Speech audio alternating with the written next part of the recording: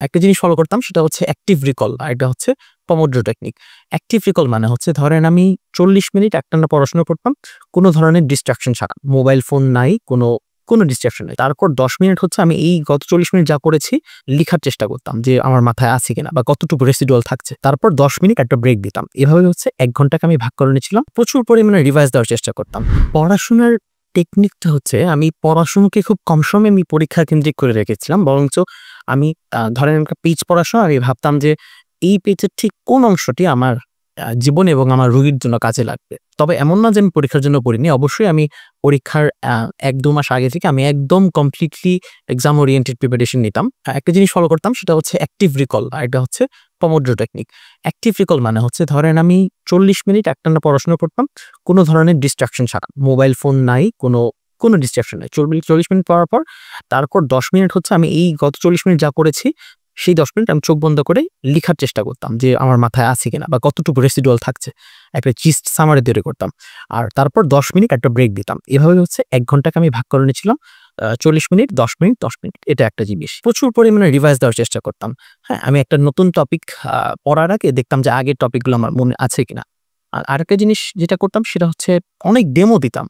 Demo দিলে হয় কি, একে তো অন্যের উপকার হয়, দ্বিতীয়ত হচ্ছে নিজের বলার একটা অভ্যাস, এই অভ্যাসটা তৈরি হয়। আর আরেকটা জিনিস হচ্ছে পঞ্চম বর্ষে যেই মেইন স্ট্রাগল আমার মনে হয় সেটা হচ্ছে যে পঞ্চম বর্ষের আইটেম নাই, কোনো কার্ড নাই, কোনো টার্ন নেই। তো সেই ক্ষেত্রে কনসিস্টেন্ট পড়াশোনা করাটি একটু কষ্টসাধ্য। সেই ক্ষেত্রে নিজেকেই মোটিভেট করে পড়ার টেবিলে প্রত্যেকদিন বসাতে হতো। একটু করে হলেও মাথায় রাখতে হবে যেন আমি দিনে 1 ঘন্টা হলেও যেন প্রতিদিন পড়তে পারি। আপনি যদি দিনে 2 ঘন্টা না পড়েন, আপনার ধরতে হবে যে ওই দিনটাই আপনার ওয়েস্ট হয়ে গেল। বিভিন্ন সময় ওয়ার্ডে দেখা যায় অনেক সময় পাওয়া যায় কিন্তু আমরা বসে থাকি বা গল্প করি। সো আমি এই সময়টা ট্রাই করতাম যে নিজের মতো রোগী দেখতে। হ্যাঁ, কোনো টিচার না থাকলেও আমি চেষ্টা করতাম রোগী দেখতে এবং যেসব বই আমি যেসব রোগ পড়েছি এগুলো আমি মিলিয়ে দেখার চেষ্টা করতাম যে বাস্তব জীবনে রোগী কিভাবে আমার কাছে প্রেজেন্ট করতে পারে এবং কোন ট্রিটমেন্ট স্যাররা দিয়েছে। এইসব জিনিস আমি আমার বইয়ের সাথে কোরিলেট করার চেষ্টা করতাম। আর চেষ্টা করতাম প্রত্যেকদিন শর্ট কেসগুলো প্র্যাকটিস করতে, যেন আমার এই শর্ট কেসগুলো আমার একটা হাতের রিফ্লেক্সের মতো চলে আসে। যেন আমার মাথা থেকে কিছু চিন্তা করতে না হয়, যেন আমার স্পাইনাল কর্ড থেকেই আমার এই রিফ্লেক্সগুলো আমার শর্ট কেস কন্টিনিউ করতে সাহায্য করে। জুনিয়রদের প্রতি আমার উপদেশ থাকবে বা রিকোয়েস্ট থাকবে সেটা হচ্ছে যে বেসিকটা ভালো করে আয়ত্ত করতে হবে এবং ডেইলি রিভিশনের মাধ্যমে এই জিনিসটা নিজের ব্রেইনে সেট করতে হবে। আর টিচারদের ক্লাসটা যত সম্ভব ফলো করা উচিত। কারণ আমি মনে করি যে আমরা কষ্ট করে মেডিকেলে চান্স পাই। হ্যাঁ, মেডিকেলে চান্স পাওয়ার একটাই উদ্দেশ্য যে এই টিচারদের সান্নিধ্যে কিছু শিখার জন্য।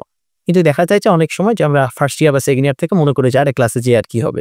কিন্তু আমরা এইটা ভুলে যাই যে এই স্যারদের ক্লাস করার জন্যই কিন্তু আমরা 0.25 নাম্বারটা বেশি পেয়ে আমরা এখানে এসছি, তাই না? আর একটা জিনিস হচ্ছে যে নিজে যেটা পড়ছি এটা যদি লিখে পড়া যায় এটা হচ্ছে মেমোরিতে একটু বেশিক্ষণ পারসিস্ট করে। একটা ছোট্ট একটা নোটবুক রাখা গেলে আরেকটু ইফেক্টিভ হয় আমার মতে।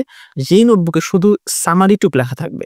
আমি একটা টপিক বললাম, যে টপিকের জিস্ট অংশ, যে সামারির অংশ, এই জিনিসটা যদি আমি লিখতে পারি তাহলে হচ্ছে পরীক্ষা বা ওয়ার্ড ফাইনাল বা ডক ফাইনাল এসবের আগে একটু রিভিশন দিতে আমাদের জন্য সহজ হবে। ময়মনসিংহ মেডিকেল বর্তমানে একটা স্বর্ণযুগ পার করছে। এর প্রমাণ হচ্ছে গত 3 বছরের আমাদের শ্রদ্ধেয় সিনিয়রগণ বিভিন্ন পরীক্ষায়, যেরকম প্রফেশনাল পরীক্ষায় 1ম স্থান সহ বিসিএস এর মতো পরীক্ষায় আমাদের সিনিয়ররা তারা হচ্ছে 1ম, 2য় স্থান অধিকার করছেন।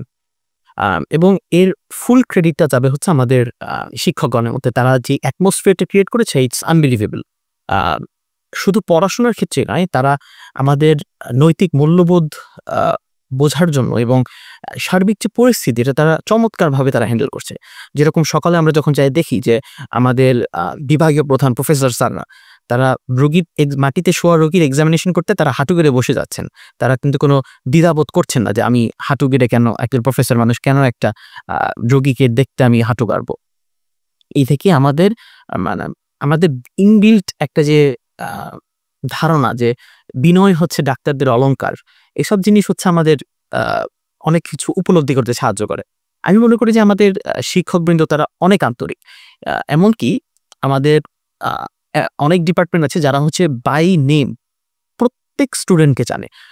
প্রত্যেক স্টুডেন্ট কেমন পড়াশোনা করে, তার বাসা কোথায়, নাম কোথায়, এসব জিনিস তো আসলে at this level of life আমরা এক্সপেক্ট করি না। কিন্তু তারা আমাদের এক্সপেকটেশনস ছাড়িয়েও তারা আমাদের এসব ফুলফিল করে।